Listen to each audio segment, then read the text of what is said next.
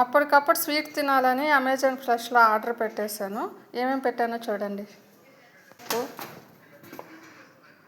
వేడి తట్టుకోలేక ఇది వచ్చి హెరిటేజ్ అనమాట. హెరిటేజ్ ఐస్ క్రీమ్ పెట్టాను. 500 ml ఇది మిల్కీ మిస్ట్. ఇది Milky Mist ice cream 50 rupees అనమాట. 125 ml.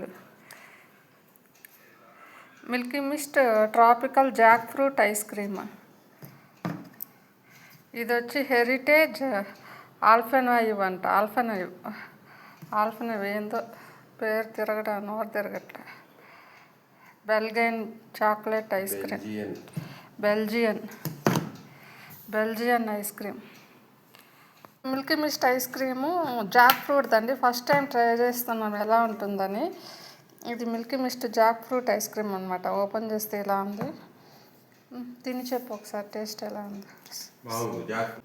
చెప్పు, తిని టేస్ట్ చెప్పు. Milky Mist jackfruit ice cream ఎలా ఉంది టేస్ట్?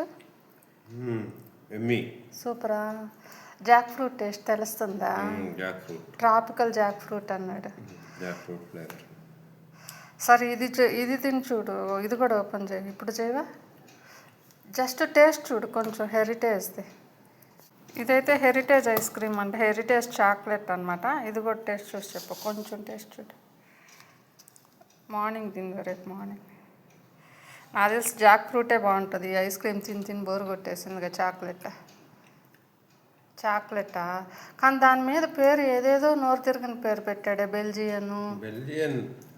బెల్జియన్ చాక్లెటా?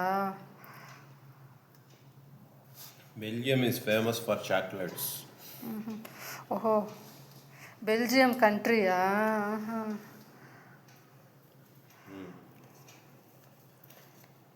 చాలా అర్దిన జాక్ ఫ్రూట్ తిని ఇది క్లోజ్ చేసి. హెరిటేజ్ చంద్రబాబు నాయుడుది ఇది.